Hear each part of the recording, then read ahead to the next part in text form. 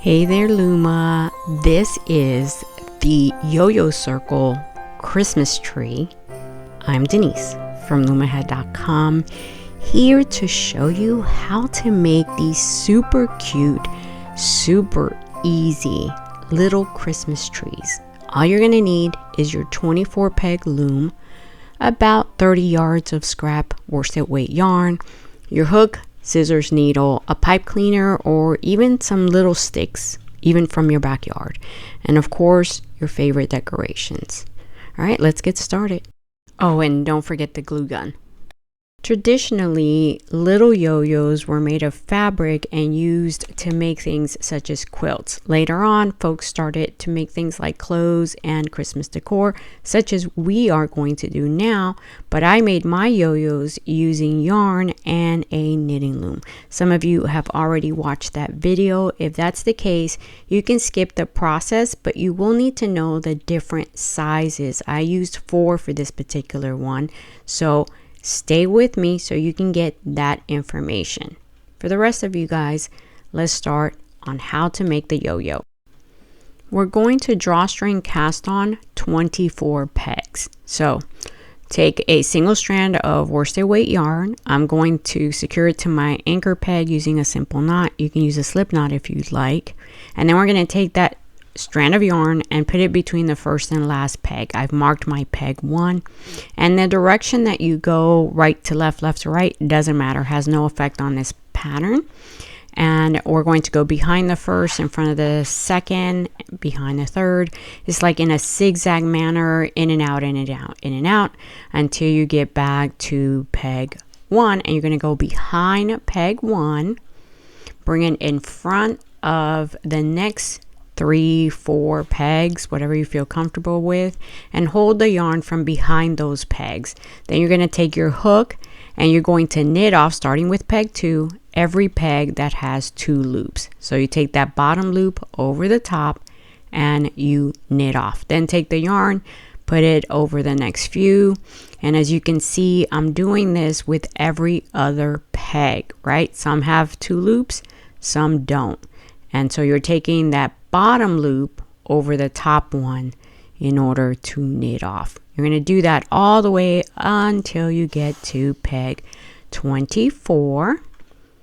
And it's kind of funky here because peg 1 has no loop, right? So you're going to just go ahead and knit off peg 24, bring your yarn, and we're going to start row 1, I'm sorry, where you're going to knit 23 pegs. So only on row 1, only on peg 1, because it does not have a loop, you're going to skip it and take your yarn and stretch it over peg 1 and 2, and then knit off peg 2.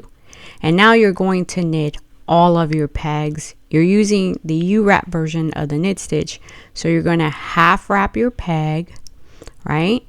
And then take that bottom loop over the top and knit off. Just continue to do that. Again, only on peg 1 and only on row 1. You're skipping that peg because it didn't have 2 loops, but you could see that all of the other pegs, they have loops on them. So when you put your yarn on over that existing loop, you can knit off. Once you've done that, right, you're done with row 1. Now let me tell you how many rows you're going to need on each little yo-yo. The number that I'm going to give you is a total and does not include the cast on. So we start with the smallest one. It needs 5 rows. Your next one up is this one. It needs 7 rows. After you finish that one, your next one up is going to need 8 rows. The one after that one, which be the bottom, it needs 10 rows. If you want to make one that's more than 4 layers high, then you can do one yo-yo with 12 rows and the last one with 14. Now let's go back real quick to row 2, just because I want to review it because we really didn't discuss row 2. All rows, starting with row 2, you're going to knit all 24 pegs. So whether you're doing 5 rows or 10 rows, starting with row 2, you're knitting 24 pegs. Once you're done with your rows, you're ready for the cast off. We're going to be doing the drawstring cast off of all 24 pegs. So take the working yarn and stretch it over about 13 or 14 pegs, you know, midway. And then you're going to take your scissors and we're going to go ahead and cut that working yarn.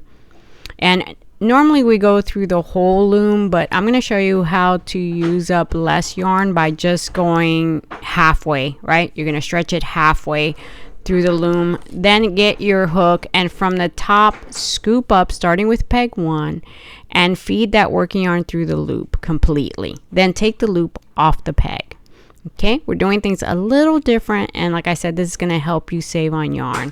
Do the same thing on all 24 pegs. You're going to take your hook from the top, scoop it up, and feed the working yarn completely through each peg, and then take the loop off the peg. Once you've fed the working yarn through the loop, just take it off the peg. And every time you go to work with that strand, pull on it just a little bit. It's going to start tightening and you're going to see that you have enough yarn to make it through all of your pegs with just half the yarn, the string that you would need. Just pull a little bit every time you take the peg, the loop off the peg. Once you've done all 24 of those loops and you've taken them off the pegs, now your yarn is free from the loom, and you're going to take that fabric and you're going to stretch it. So pull on the top and the bottom at the same time to stretch your stitches, otherwise it's going to look really funny. Then take the drawstring on one end and pull on it. You're going to partially close the little hole. If you have a pencil, it works even better to keep the hole from closing completely. So you're pulling on the drawstring, but that little pencil or whatever you use will keep the little hole from closing completely. Then do the same thing on the other side. Make sure that you've stretched your stitches perfectly all the way to the tip, and then pull on the drawstring until you've closed it enough where it's almost closed, but you have that little hole, which is like a little opening. And like I said, I use a mechanical pencil to keep mine from completely closing, because you don't want to completely close your yo-yo. You can if you want to, but that little hole is going to help you to attach your whatchamacallit, your yo-yos, so that they stay together. And I'll show you later with the either stick or the pipe cleaner. All right, so on either end, go ahead and thread a needle, and we're going to secure these so that they stay the same size. And again, I have a puppy and he plays with a squeaky toy and makes a lot of noise. Sorry about that. All right, so you're going to take the needle and feed it through those cast on or cast off loops. Either way, you need to do it on both sides. And go around all of those loops at a minimum once. If you want to go twice, that just makes it more secure. And then you don't have to worry that it's going to open, right? It's going to stay closed like this. And if you were going to attach these yo-yos, then you would do what I'm doing here, which is to bring it out to the end. That would allow you to sew your yo-yos together, but we're not sewing them.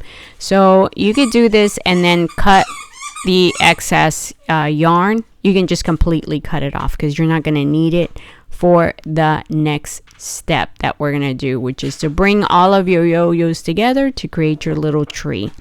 All right, so here's my pipe cleaner, and I'm going to bend this on the end. You could do it or not, however you're comfortable. And I know that's a funny name, a pipe cleaner, but that is the name. So start with your largest one and then bend the pipe cleaner to keep all of your yo-yos secure. And then go to the next larger one. So that was 5 rows. This is my 8 row. And then I'm going to follow that with my 7 rows. And then last on the very top is the 5 row yo-yo. So from the largest to the smallest, is how you place them.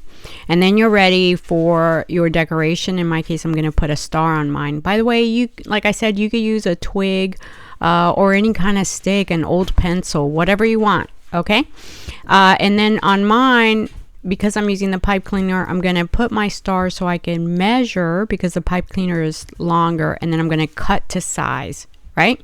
I'm going to use 2 stars because I want both sides of the tree to look good, and so I'm placing one on one side, and to hide the pipe cleaner I'm going to use the other one. So I put a good drop of my glue.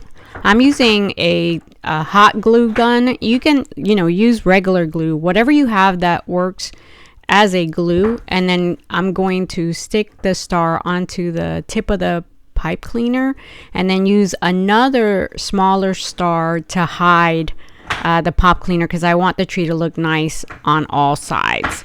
So I use that one to hide it.